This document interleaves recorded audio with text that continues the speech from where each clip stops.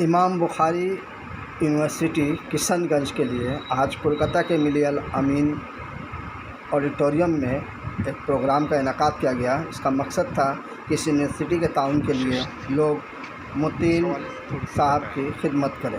آئیے ہم سنتے ہیں کہ متین صاحب نے اس پروگرام کے حوالے سے کیا کچھ کہا۔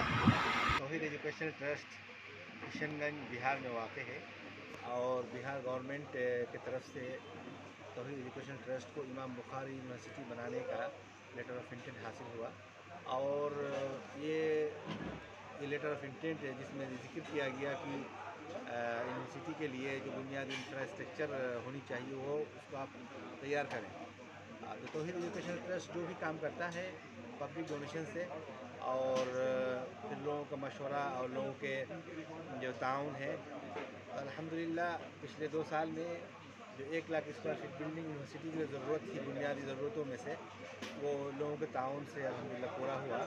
اب یونیورسٹی میں paramedical, nursing, physiotherapy, pharmacy college, یونانی میڈیکل کالج وہاں شروع کرنا ہے اور اس کے لیے 100 بیڈ ہاسپٹل ضرورت ہے اور وہ ہاسپٹل بنانے کے لیے ہم لوگ اس وقت کوشش کر رہے ہیں۔ آئندہ 15-20 دن 1 مہینے میں اس کا سنگ بنیاد رکھا جائے گا اور پھر ہاسپٹل بننے کے بعد پھر ہیلتھ سے ریلیٹڈ جو کورسز وہ ہم چلائیں گے انشاءاللہ، اور اس ہاسپٹل کے ذریعے وہاں کے لوگوں کو اچھا علاج ملے گا اور ساتھ ساتھ میں جو اسٹوڈنٹ پڑھیں گے یونیورسٹی میں ان کو پریکٹیکل کے لیے موقع ملے گا اس یونیورسٹی میں۔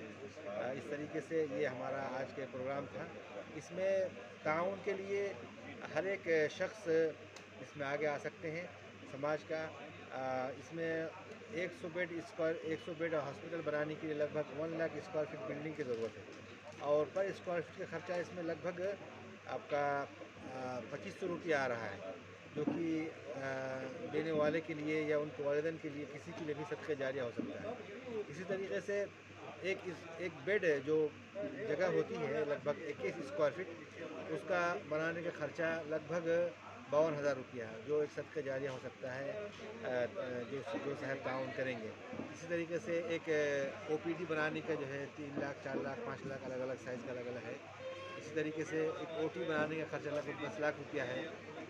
ہر ایک آدمی اپنے حیثیت سے اس میں تعاون کرے تاکہ یہ ہاسپٹل بنے اور وہاں کے لوگ فائدہ اٹھائیں اور وہاں کے نوجوان وہاں تعلیم حاصل کرنے کے بعد اس میں ایکسپیرینس کے لیے اس میں پریکٹیکل کے لیے کام کریں۔ سر اب تک کتنا اب تک کورس ہوگا PhD کرنے کے لیے؟ پہلے تو بنے انشاءاللہ یہ یونیورسٹی کھلنے کے بعد۔ بسم اللہ الرحمن الرحیم۔ ہندوستان کی تاریخ گواہ ہے کہ آپ جسے برادری کہہ رہے ہیں، اصل میں یہ علماء اور اکابرین امت مسلمہ کی بڑی اثاثہ ہے، ایسٹ ہے امت مسلمہ کی، اور علماء کی جو حوصلہ افزائی ہے وہ امت مسلمہ کی طرف سے ہر دور میں کی گئی ہے اور یقیناً علماء کرام نے اپنے فرض کو ہر دور میں نبھایا ہے۔ اس دور میں اس بات کا احساس پچھلے کئی سالوں سے شدت کے ساتھ کیے جا رہے ہیں کہ عصری علوم کے مراکز اس طرح سے تیار کیے جائیں کہ علوم دینیہ کے ساتھ ساتھ انہی وقتوں کو بچاتے ہوئے اس علوم کی ضرورت کو پوری کر دی جائے۔ اب یہ ظاہر سی بات ہے کہ وقت میں اب اتنی گنجائش نہیں کہ ایک آدمی 20-22 سال اور 25 سال میں جب عالم فارغ ہو جائے تو پھر وہ دوسری تعلیم میں اپنا وقت دے، ایسے لوگ بہت کم ہیں۔ تو اللہ کا شکر ہے کہ مولانا مطیع الرحمان صاحب مدنی کشن گنج میں انہوں نے جامعہ امام بخاری کی بنیاد رکھی ہے۔ ہم گورنمنٹ آف بہار کے بھی شکر گزار ہیں کہ انہوں نے پرمیشن دیا ہے اور امت مسلمہ کی یہ دینی اور اخلاقی ذمہ داری ہے کہ مالی تعاون پیش کر کر اس یونیورسٹی کے خواب کو شرمندہ تعبیر فرمائیں تاکہ ملک کے بچے، ہندوستان کے بچے جس میں ہماری قوم بھی ہے اور دوسرے ٹیلنٹڈ بچے بھی ہیں، زیور علم سے آراستہ ہو کر انسانیت کی، ملک کی، ملت کی خدمت کے قابل بن سکیں۔ کلکتہ کے عوام کو آپ سر اس سلسلے میں کیا میسج دینا چاہیں گے اس ادارے سے جڑنے کے لیے؟ بہت سمپل اور بہت کلیئر کہ کلکتہ کے تمام تاجر حضرات صاحب خیر مکمل مالی تعاون کریں، مکمل مالی تعاون۔ یہ اسٹارٹنگ جو ہے مولانا ہمارا مطیع سلوی صاحب مرحوم، انہوں نے ایک ویژن لے کے چلا تھا वहाँ बहुत सारे स्कूल्स वो और टेक्निकल एजुकेशन का इंस्टीट्यूशन कायम किए हुए हैं।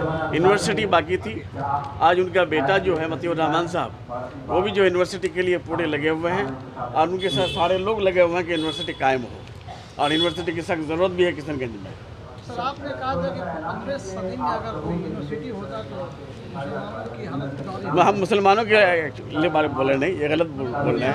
हम बोले यहाँ के हालात जो है आज की डेट में बेहतर होता। अगर यहाँ को सैयद अहमद का 15वीं में हो जाता तो इस तरह का हालात में तो और बेहतर होता। गुलाम रब्बानी साहब, BCS के एग्ज़ाम में हिंदी और उर्दू वालों के लिए एक बहुत बेचैनी पाई जा रही है। नहीं, कोई बेचैनी नहीं है, उससे बात किया गया ऊपर में और बहुत जल्द सलूशन आने वाला है। तो 300 का जो लाजी बंगला है, अगर नहीं, उसी के सिलसिले में बातचीत हो चुकी है, बात ऊपर दिया गया है। उम्मीद है कम हो जाएगा।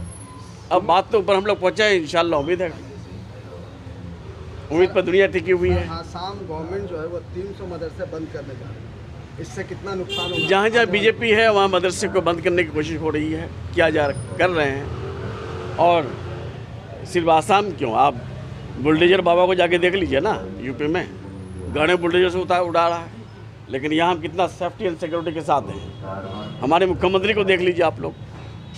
और पहले एक तो टाइम था कि कश्मीर को बोला जाता था कि जन्नत है ये हिंदुस्तान का, लेकिन आज पता चल रहा है कि अगर दाएं देखते हैं कि मिलिट्री का जवान खड़ा होता है, एक बाएं देखते हैं कि BSF का जवान खड़ा होता है, पीछे जो आर्मी का जवान खड़ा होता है, वो जन्नत का टुकड़ा है क्या? आज नहीं है। आज अगर हिंदुस्तान में कहीं जन्नत है तो वो बंगाल है, जहाँ हिंदू मुस्लिम सिख ईसाई सब लोग हम लोग मिलकर रहते हैं। इस तरह के यूनिवर्सिटी का क़याम कितना सूदमंद साबित हो रहा है?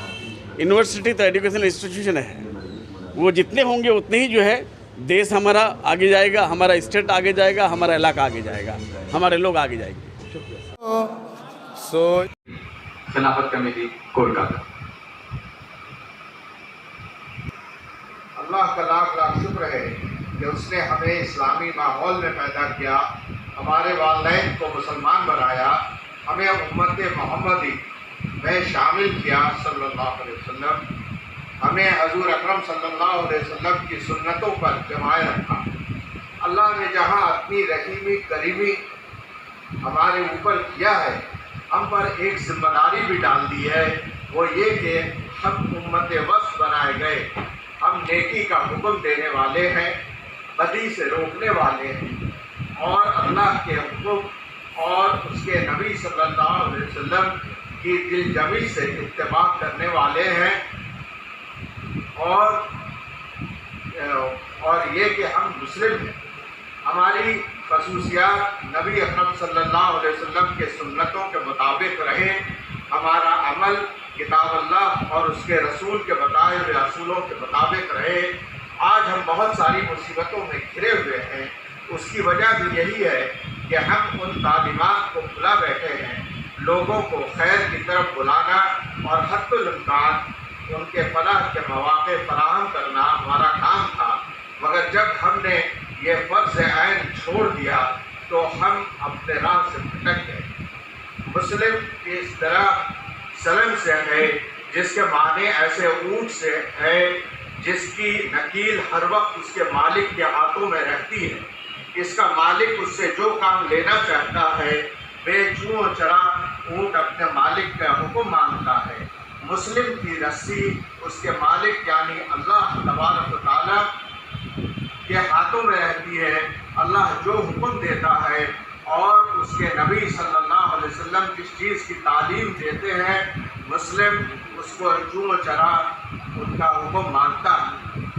रसूलों को अल्लाह तबारक व तआला ने भेजा है दीन इस्लाम को माशरे में नाफिज करने के लिए। अगर हम दीन इस्लाम को सिर्फ इबादत की तरफ मंसूब करते हैं तो इस हुक्म को पूरा नहीं कर पाते जिसके लिए हमें उम्मत वस्त बनाया गया। सिर्फ इस्लामी इबादत का मकसद अल्लाह को मंजूर होता और माशरत, अदालत, फैमिली निज़ाम को दुरुस्त करने, बातिल से टकराने का आज़्म हमारे अंदर न होता तो हजूर अकरम सल्लल्लाहु अलैहि वसल्लम की ज़िंदगी इन खूबियों से खाली रहती। लेकिन हमें तो अल्लाह का पूरा निज़ाम नाफिज करने का हुक्म दिया गया है। इसका खैर को जब हम छोड़ देते हैं, अब सिर्फ रोज़ा, नमाज, हज, ज़कात को पूरा इस्लाम समझ बैठते हैं, تو शैतान हमें कुचल लेता है और हम ख्वाहिशात के गुलाम बनकर जीने लगते हैं, हर खैर के काम से नाबलद रह जाते हैं। आज किशनगंज में इमाम बुखारी यूनिवर्सिटी हमारे लिए एक रोशन मीनारा है। कलकत्ते के मुकाबले में ये एक छोटा सा शहर है, मगर उसकी तहरीक और जो उनके मेहमान हैं हमारे लिए ये बास नसीहत और बास फ़ख्र है। कलकत्ता वालों के लिए ये एक मिसाल है कि किशनगंज जो बंगाल और बिहार का संगम है, कलकत्ते के मुकाबले में बहुत छोटा शहर होने के बावजूद एक ऐसी सरजमीन बन चुकी है कि हमारी तालीमी ज़रूरत को पूरा करने के लिए एक उम्मीद की किरण नज़र आती है।